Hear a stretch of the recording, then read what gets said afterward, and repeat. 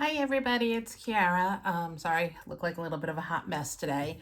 I've been running errands and stuff. This is going to be a video about how I starch.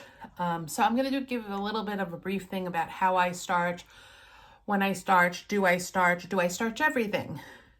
There are different kinds of starch out there. You can make your own. You can use Mary Ellen's Best Press, which isn't a starch, but I know people use it for that.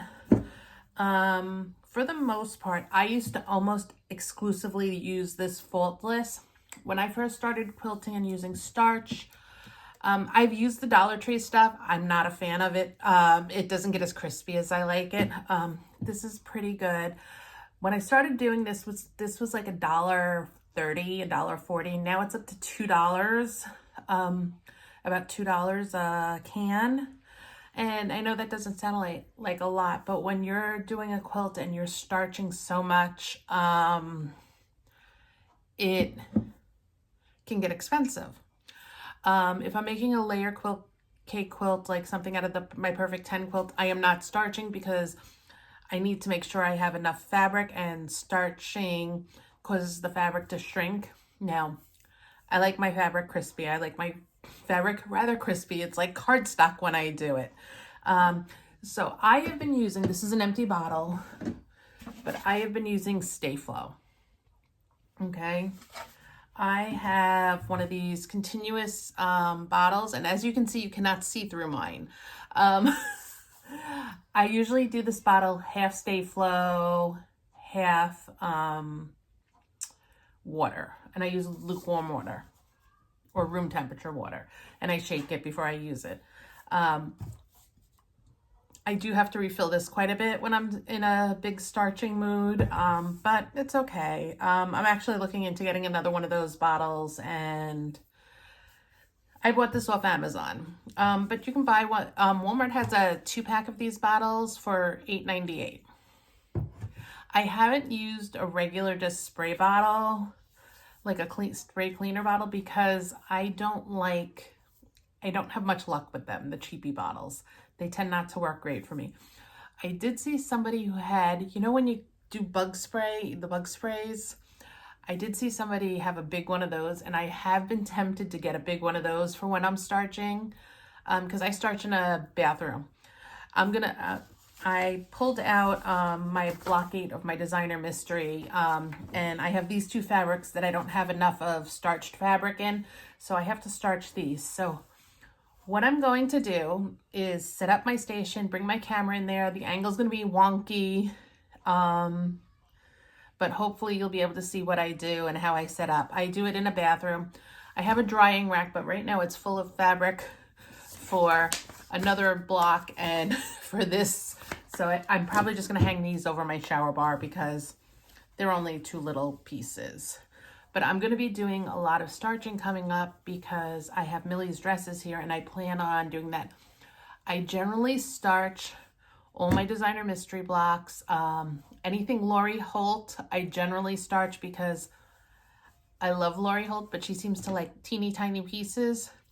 I have big fingers, so it's better if I have it starched. But starching, there's all sorts of, do I starch, do I don't starch?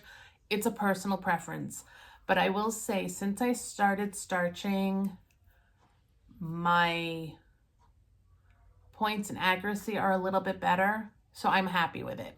But it's a personal preference. I have quilts that I have never starched. I have a quilt on my long arm right now, and it has no starch. So it depends on what I'm doing. If I start starching, I continue through starching. This doesn't feel like it's starched. But I wash my quilts generally, so I don't have to worry about anything. But I generally use these brands. I know you can use vodka to do a homemade starch. Vodka is for drinking, not for starching, in my opinion. Sorry. But you do you. If you don't want to starch, don't starch. If you want to starch, starch. Now, I will say, if I do a quilt and I'm starching, I do the whole thing starched. I'll be honest, Kimberly Jolly has lots of videos about starch, and Lisa Bonjean does. it's all personal preference, but it does make a difference if you're doing things that you really need nice, pretty points and everything. If you're okay with it, hey, there's no quilt police. You do what makes you happy. It's your quilt, and that's all. I'm going to be doing a panel quilt, and it's a Villa Rosa Designs, and I don't know if I'm going to have enough fabric. If I have something and I don't know I'm going to have enough fabric, I do not starch. It just also means I'm not sending it through my sewing machine super fast. So just something to see. So let me move my camera, get this all set up in my bathroom so you can see how I starch. All right, see you in a few minutes. Okay, and I'm back, and I'm in my spare bathroom. So I have a towel here. I'll tilt you down in a second. And on the towel, I put my piece of fabric. This is my first piece of fabric. It's just because I don't want to, well, I actually do have to clean up, but I don't like to have to clean it up. So, okay, so hold on, I'm going to tilt you down. Okay, so you're right here. Okay, so right here. As you can see, I use this bathroom for all kinds of stuff. Okay, here's my bottle. I just give it a little shake to make sure it's all mixed together. This one's actually really rather thick because I was at the end of the bottom. So I just, now it's going in a continuous spray, and I just keep going over my fabric till it's saturated.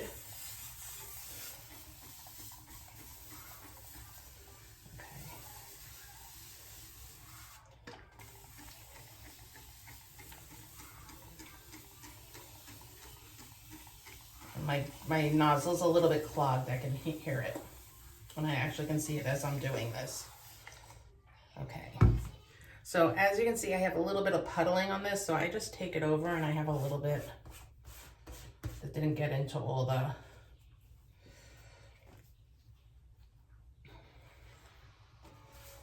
so I just rub it in. Okay, and this one's starched. Now I have a rack over here, and since this is such a small piece, I can put it on my rack.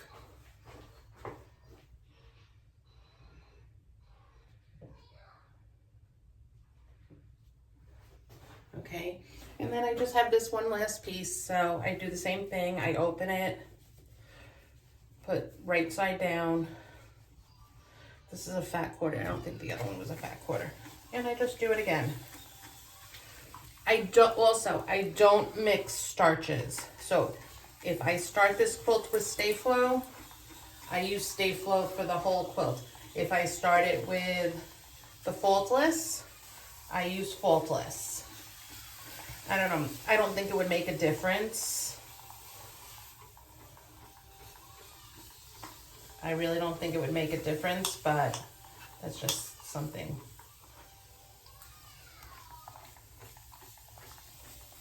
And this, I'm gonna have to rinse this off when I'm done. I was at the end of the bottle, so no, and if I was using a bigger piece of, if I had a bigger piece of fabric, what I would do is, I'll show you right here because I didn't get all this. I would spray here, and then I would just bring it up. I have some that didn't get all the three, so what I'm doing is I'm just folding it and getting it off. I wouldn't normally have to do this, but because my nozzle was a little bit clogged. I was at the end of the bottle, and the end of the bottle of the Stay Flow was rather thick. Okay, so now I'm just done. Now, you can dry them, you can hang dry these, or some people say they throw them in their dryer. I don't want to throw anything like this in my dryer because it's sticky. I don't want my dryer to be sticky. Okay, so I'll just lean that over there like that. It's on my shower rod, see? And it'll just dry. So, if you have any other questions, let me know. And thanks for stopping by, and have a great day. Bye-bye.